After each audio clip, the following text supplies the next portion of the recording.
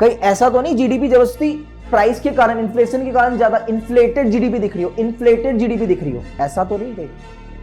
ऐसा ही हो रहा था यहां पे।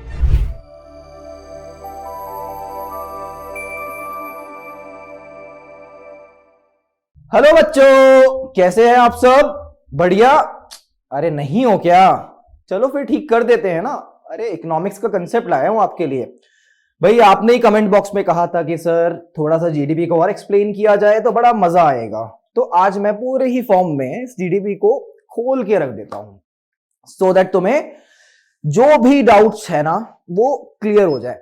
अरे भाई बुक्स में तो जीडीपी बड़े थ्योरेटिकल वे में लिखा हुआ है, सर समझ भी तो होनी चाहिए ना। भाई इंडिया में कौन सी जीडीपी इंप्लाई करती है, ये सब समझ रहेगी तो टॉपिक और इंटरेस्टिंग बन जाएगा। ऑब्वियसली इन फ्यूचर हम लोग एक अच्छा इकोनॉमिस्ट बनना है, ठीक है? तो मेरे प्यारे बच्चों, जो भी मेरी वीडियोस को देख रहे हैं उसे शेयर करिएगा, ठीक है? ये लेक्चर जो है ये काफी सारे कंसेप्ट को क्लियर करेगा। तो आज का टॉपिक क्या है बच्चों? आज का टॉपिक क्या है? सोचो क्या है आज का टॉपिक? आज का टॉपिक है difference between nominal and real GDP. सबसे पहले हमारा आज का ऑब्जेक्टिव है, देखिए आज हम दो टॉपिक पे वॉर करेंगे, ठीक है? वो दो टॉपिक कौन सा है? बने रहिए लेक्चर में, आपको बहुत इंपॉर्टेंट चीजें पता चलने वाली, बहुत इंपॉर्टेंट, बुक से बाहर, बुक में नहीं लिखी होगी, ठीक है? ये मेरा प्रॉमिस है आपसे, और आपको भरोसा है कि मैं किस प्रकार का कंटेंट देता हूं, तो आप बने रहिए, इस वीडियो को देखते रहिए। बच्चों आज हम लोग ये दो टॉपिक को करेंगे, ठीक है? अगर आपको इंटरेस्टिंग ना लगे आप अभी की अभी वीडियो छोड़ सकते हैं, ठीक है? लेकिन इसको आप समझना चाहते हैं, नॉमिनल वर्सेस रियल जीडीपी। अब आप कहेंगे सर ये बुक में लिखा हुआ है, लेकिन समझ कहाँ आया ढंग से, उसे समझना भी तो है। दूसरा टॉपिक आज हमारा होगा GDP at market price, GDP at market price versus GDP at factor cost, ठीक है? और इंडिया में कौन सा यूज करते हैं वो भी हमको देखना पड़ेगा अब यहां से, ठीक है? तो बच्चों तैयार हो जाइए, हम लोग स्टार्ट करें। नॉमिनल वर्सेस रियल जीडीपी के बीच में डिफरेंस क्या होता है, ठीक है? अब ये तो वैसे भी सीयूईटी के लिए बहुत ज्यादा इंपॉर्टेंट है। देखिए बात ये सिर्फ सीयूईटी की नहीं है, बात ये है कि नॉलेज की।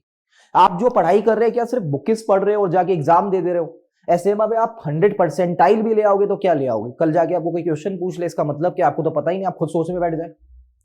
कल आपसे छोटे बच्चे कुछ पूछे कि भैया ये बता दीजिए, दीदी ये बता दीजिए, आपको पता ही नहीं है ना, शर्म आएगी, ठीक है? तो आपको जो पढ़ना है बड़े कंसेप्चुअली पढ़ना है, ठीक है? तो हम लोग सबसे पहले स्टार्ट करें नॉमिनल वर्सेस रियल जीडीपी को। देखिए मैं ना थ्योरी नहीं समझाऊंगा अभी, आप सोच रहे होगे सर थ्योरी लिखवा दो जो बुक में लिखा हुआ है, वो नहीं होने वाला, ठीक है? कंसेप्ट से समझते एक न्यूमेरिकल एग्जांपल लेते हैं, ठीक है? देखिए आप सुनिए, ध्यान से सुनिएगा, ठीक है? आप अपना 5 मिनट मुझे दीजिए, ठीक है, इस टॉपिक को समझने में, फिर आप कुछ आउटकम लेके जाएंगे और मैं बहुत अच्छे अच्छे राज खोलने वाला हूं, ठीक है? देखिए बेटा, एक बेस पीरियड इंडिया में यूज होता है, ठीक है? बेस पीरियड है, बेस ईयर। जो अभी यूज हो रहा है वो कौन सा है? 2011-12, ठीक है? ये बेस पीरियड यूज हो रहा है अभी करंटली। अगर आपसे एमसीक्यू में पूछ ले तो आप ध्यान रखना 2011-12। सर ये बेस पीरियड क्या होता है? यार ये बेस पीरियड जिस चीज से आप किसी चीज को कंपेयर करते हैं। अच्छा आप कंपेयर करते हैं, अच्छा आप बताओ आपके पेरेंट्स मार्क्स कंपेयर करते दूसरे स्टूडेंट से करते हैं ना, तो कंपैरिजन तो होता है ना वहां पे। तो बेस पीरियड जो हम लोग कह रहे हैं ना, इसमें आज की जीडीपी किसी चीज से कंपेयर करोगे ना, किसी ईयर से कंपेयर करोगे ना, उसको आप बेस पीरियड बोलते हैं। आज का प्राइस किसी ईयर से कंपेयर करोगे तब ना बताओगे महंगाई बढ़ी या नहीं बढ़ी, तो ये बेस पीरियड होता है, ठीक है? करंट पीरियड क्या हो गया? जो चल रहा है, 2022 खत्म होने वाला है, 2023 स्टार्ट होने वाला है, ठीक है? तो आइए इसी बात पे एक नई शुरुआत करते हैं और इकोनॉमिक्स को एक नया आयाम देते हैं हम लोग। बच्चों तो बेस पीरियड का मतलब क्लियर हो गया। अच्छा अगर बेस पीरियड कुछ नहीं मेंशन होता है इकोनॉमी में तो हम लोग 100 मान लेते हैं, पहले तो ये बात समझ लीजिएगा, उसकी वैल्यू आप 100 मान लेते हैं अगर कभी पूछ ले तो, ठीक है? लेकिन अभी हम आते हैं टॉपिक को डाइवर्ट ना करके नॉमिनल रियल जीडीपी पे। मैं ऐसा कहना चाहता हूं, ये 2011 है और ये सपोज 2023 है, ठीक है? 2011 में किसी कॉमोडिटी का प्राइस और उसकी क्वांटिटी होगी, 2023 में भी प्राइस और क्वांटिटी होगी, ठीक है? बच्चों इससे आप ओल्ड वाला प्राइस ओल्ड वाली क्वांटिटी कहते हैं, इससे आप नया वाला प्राइस नई वाली क्वांटिटी कहते हैं। Done. P0 Q0 P1 Q1, 1 represent new 1, आप इसमें N भी लिख सकते हैं। ठीक है, अब मेरी बात को समझने की कोशिश करिएगा। यहां पे सपोज 2011 में किसी कॉमोडिटी का प्राइस था 10 रुपीज और क्वांटिटी बिक रही थी 10। ठीक है, 2023 में उसी कॉमोडिटी का प्राइस 20 हो जाता है और क्वांटिटी सोल्ड आउट जो हो रही है वो आज भी 10 ही हो रही है। बच्चों जीडीपी एक सिंपल वर्ड में value of final goods and services होता है। प्रीवियस वीडियो में देखा तो आप किसी चीज की वैल्यू कैसे निकालते हैं, प्राइस को क्वांटिटी से मल्टीप्लाई करके निकालते हैं। भाई प्राइस को क्वांटिटी से मल्टीप्लाई करेंगे जीडीपी आ जाएगी, सिंपल फॉर्मूला है। वैसे फॉर्मुलेज और है, कैलकुलेशंस हम लोग देखेंगे, है ना, income method, expenditure method, output method, sales method, value added method, वो सब हम करेंगे। एक बार सिंपलीफाई करो आप, इकोनॉमी के अंदर हो क्या रहा होगा, price into quantity, price into quantity, multiple goods होंगे, प्राइस इंटू क्वांटिटी, लास्ट में ऐड कर दिया, जीडीपी निकल के आ जाएगी। समझने की कोशिश करिए बेटा। देखो ना, तो मैं जीडीपी निकालने की कोशिश कर रहा हूं, ठीक है। तो यार 2023 में जो जीडीपी दिखती है वो दिखती है 200 की, और 2011 में जो मुझे जीडीपी दिखती है वो दिखती है कितनी, 100 की। क्या ये रियल ग्रोथ है? अब इसे विश्लेषण में डालो, इसे आप थोड़ा सा कंसेप्चुअली समझो। भाई ग्रोथ का मतलब क्या हुआ इकोनॉमी के अंदर? ग्रोथ का मतलब क्या हुआ बेटा? ग्रोथ के लिए सबसे बेस्ट एस्टिमेटर कौन सा होता है? अगर हम लोग बोले सर वो होता है पीपीपी। पीपीपी होता है, एमसीक्यू तैयार होता जा रहा है बार बार, आपको पता नहीं चल रहा होगा बेटा। पीपी क्या होता है? पीपीपी क्या होता है? परचेजिंग पावर पैरिटी, है ना। आप इसको परचेजिंग पावर बोलो। सॉल्व, आपकी खरीदने की क्षमता बढ़ी, ठीक है। क्या आपकी खरीदने की क्षमता बढ़ी? और ग्रोथ को और कैसे देख सकते हैं आप? पर कैपिटा से देख सकते हैं, ठीक है। ये सब कुछ इंपॉर्टेंट है, ये सब मेरे हिसाब से करेक्ट टर्म्स है। जैसे पर कैपिटा हो गया, प्रति व्यक्ति की आय बढ़ी, इनकम बढ़ी, ये इंपॉर्टेंस रखता है। अरे जीडीपी तो 200 हो गई, क्या क्वांटिटी बढ़ी इकोनॉमी के अंदर? मैं 2011 में भी एक ही फोन खरीद रहा था, मैं 2011 में भी एक ही कॉमोडिटी खरीद रहा था, और 2022 में भी एक ही कॉमोडिटी खरीद रहा हूं। इसका मतलब मेरे अंदर कोई ग्रोथ नहीं होती है। ग्रोथ कैसे होगी? क्वांटिटी बढ़नी चाहिए। यहां तो सिर्फ प्राइस बढ़ गया, सिर्फ प्राइस बढ़ गया बच्चे देखो, और प्राइस बढ़ने के कारण जीडीपी ज्यादा होगी। तो जो प्राइस बढ़ने के कारण जीडीपी ज्यादा हुई, ऐसी जीडीपी को आप क्या कहते हैं? Nominal GDP. क्या कहते हैं? Nominal GDP. क्या सच बताना कि आपको जीडीपी बढ़ी है? नहीं बढ़ी है। कैसे पूछो? आप 1 मिनट के लिए क्वांटिटी को तो 10 लो, लेकिन प्राइस यही ले लो। मैंने बोला था बेस ईयर का कौन सा प्राइस दिया था, 2011 का लिया जाता है। अब समझ में आ रहा है क्यों लेते हैं? कंपेयर करने के लिए कि भाई साहब कहीं लोचा तो नहीं है, कहीं ऐसा तो नहीं जीडीपी जबरदस्ती प्राइस के कारण, इन्फ्लेशन के कारण ज्यादा इन्फ्लेटेड जीडीपी दिख रही हो, इन्फ्लेटेड जीडीपी दिख रही हो, ऐसा तो नहीं कहीं। ऐसा ही हो रहा था यहां पे। अगर मैं प्राइस कांस्टेंट मानूं तब मैं मल्टीप्लाई करूं क्वांटिटी से, नई वाली क्वांटिटी। प्राइस कौन सा? पुराना वाला ले लो। आप ये देखना चाहते हो ना किसी चीज में ग्रोथ हो रही है या नहीं हो रही है, तो आप क्या करोगे? प्राइस को चेंज नहीं करोगे, आप देखोगे क्वांटिटी चेंज हो रही है नहीं हो रही है। और मैं बोल रहा हूं क्वांटिटी तो बेटा अभी भी 10 ही है, क्वांटिटी तो अभी भी 10 ही है, और प्राइस मैं अभी लूंगा ये वाला, कौन सा? 2011 का बेस ईयर वाला, बेस ईयर वाला। डन। 10 को मैंने मल्टीप्लाई किया 10 से, और पता चलता है 100। जीडीपी में कोई एक्चुअल में चेंज नहीं आया, क्योंकि क्वांटिटी में तो कोई चेंज था नहीं, सिर्फ प्राइस रिफ्लेक्ट कर रहा था। तो बच्चों यहां पे जो रियल जीडीपी होगी वो क्या होगी? वो होगी 100 की। वो तो कोई चेंज ही नहीं आया। यहां तक बात समझ में आ गई? तो बेटा ये जो वैल्यू है ना 100 से 200 होना, इसके लिए एक टर्म इस्तेमाल करते हैं, और वो टर्म का नाम है जीडीपी डिफ्लेटर। सर ये जीडीपी डिफ्लेटर सुना सुना लग रहा है, लेकिन किस चीज के इस्तेमाल में आता है? देखो मैं आपको बताने वाला हूं, ये कहां कहां यूज होने वाला है मैं बताने वाला हूं, ठीक है। इस डेटा को उठा लीजिए, ठीक है, मैं नेक्स्ट पेज देखता हूं। देखो बेटा, नॉमिनल जीडीपी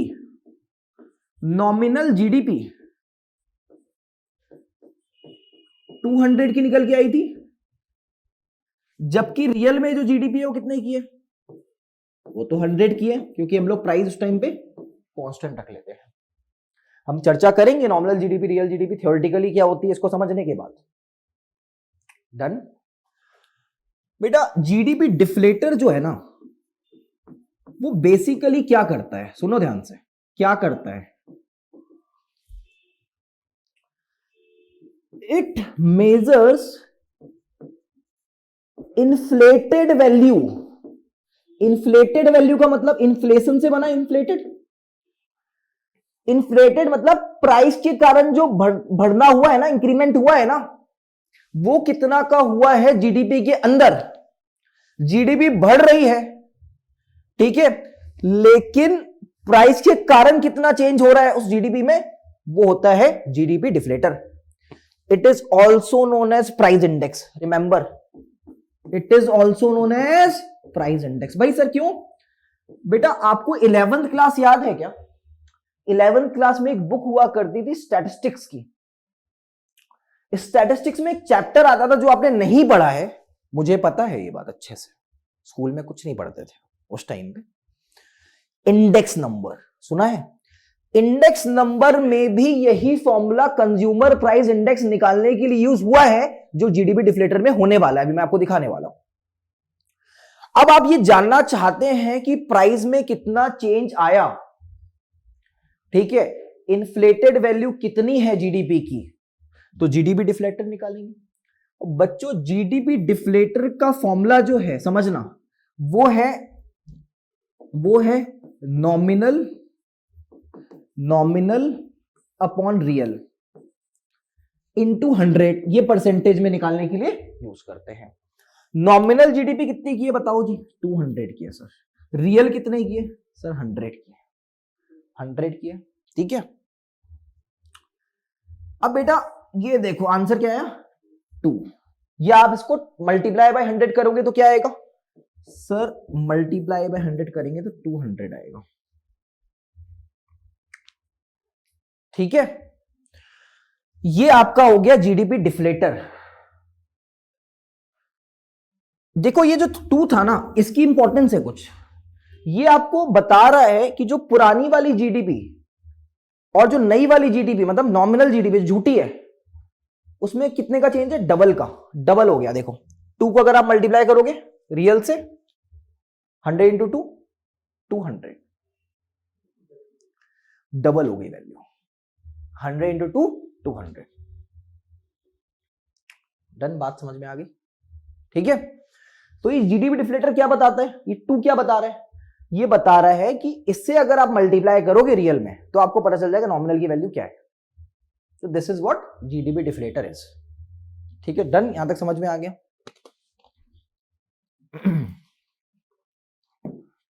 हमने यहां पे ये सीखा, नॉमिनल और रियल के बीच में अगर फर्क देखेंगे तो,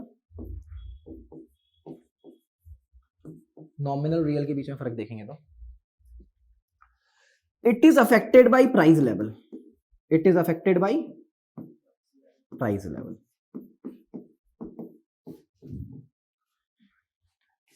It is not affected by price level. Why? It is not affected. Not affected. क्यों? ये इसीलिए अफेक्टेड नहीं है प्राइस लेवल में क्योंकि यहां पे कांस्टेंट प्राइस होता है। कौन सा? बेस ईयर का 2011-12 का यूज किया। यहां पे जो प्राइस यूज हुआ वो था करंट वाला। कौन सा प्राइस हुआ? करंट ईयर वाला, ठीक है। इसमें कांस्टेंट प्राइस हुआ, इसमें करंट ईयर वाला प्राइस हुआ, ठीक है। तो ये बेसिकली फर्क था। तो obviously real GDP is better to measure GDP growth. Done. अब आप ये जानना चाहते हैं इसके बाद जीडीपी एट मार्केट प्राइस और जीडीपी एट फैक्टर कॉस्ट क्या होगा। इसके लिए आपको वेट करना पड़ेगा नेक्स्ट वीडियो के लिए। आज के लिए हम इतना ही करते हैं, नॉमिनल और रियल के बीच में फर्क, ठीक है। और इकोनॉमी के अंदर नॉमिनल जीडीपी यूज हो रही है, वो इसीलिए हो रही है जबकि आपको रियल जीडीपी लगता होगा यूज होनी चाहिए, फिर भी नॉमिनल जीडीपी हो रही है क्योंकि जो वर्ल्ड इकोनॉमी है ना वो नॉमिनल जीडीपी पे चलती है। इसका आंसर ये है। और पुराना प्राइस निकालना हर गुड्स का 2011 का बड़ा मुश्किल होगा, हर कंपनी से जाके पूछना पुराना वाला प्राइस निकाल के दो। दूसरी बात, एक्सचेंज रेट जब बढ़ता है तो एक्सचेंज रेट जो होता है, अभी डॉलर और रुपए का कन्वर्जन चल रहा है, वो आज के रेट पे चल रहा होगा। तो क्या आप बताओ, एक जीडीपी जब आप कंपेयर करते हो इकोनॉमी के बीच में, तो वो एक्सचेंज रेट इंपॉर्टेंट होगा? एक्सचेंज रेट तो इंपॉर्टेंट होगा ही, आपको पता करना होगा ना। तो एक्सचेंज रेट करंट ईयर का होता है, पास्ट ईयर का नहीं होता है। हम लोग एक्सचेंज रेट करंट ईयर का लेते हैं। अभी क्या चल रहा है भाई डॉलर और रुपए का, जो 80 रुपीज, 81, 89, तो आप लेते ही वो यूजुअली जो नेचुरल ही वे में आप ले रहे हैं वो करंट ईयर को ले रहे हैं, अब आप कांस्टेंट ईयर को लेते ही नहीं है। इसीलिए इकोनॉमी में नॉमिनल जीडीपी का इस्तेमाल होता है बेसिकली। डन, यहां तक बात समझ में आ गई। अगर आपसे पूछेगा कौन सा यूज होता है, नॉमिनल जीडीपी, जबकि अच्छा रियल जीडीपी है, क्या करें बोल देना। अगर रीजन पूछेंगे, बोले वर्ल्ड इकोनॉमी उसमें करे, तो आप कंपेयर किस में करोगे, रियल जीडीपी में नहीं करोगे ना। अब आपको भी तो शो ऑफ करना है। नॉमिनल जीडीपी ज्यादा निकली हुई आती है, रियल जीडीपी कम निकली हुई आती है, समझ गए। तो पॉलिटिकल प्रोपेगेंडा, पॉलिटिक्स में क्या होता है, हम दिखाएंगे मेरी गवर्नमेंट ज्यादा जीडीपी दिखा रही है, तो नॉमिनल दिखाऊं या रियल दिखाऊं? नॉमिनली दिखाऊंगा, रियल दिखा दूंगा तो कम निकल के आ जाएगी, एक्सपोज। समझ गए ना। Politics is also a factor जिसके कारण हम लोग ये चीज कर रहे होते हैं। गवर्नमेंट चाहती है कि हम लोग इन्फ्लेटेड वैल्यू दिखाएं, ज्यादा वैल्यू दिखाएं, जिससे फायदा हो। ठीक है, तो आज के लिए इतना ही। देखते रहे Unimonk. Thank you very much.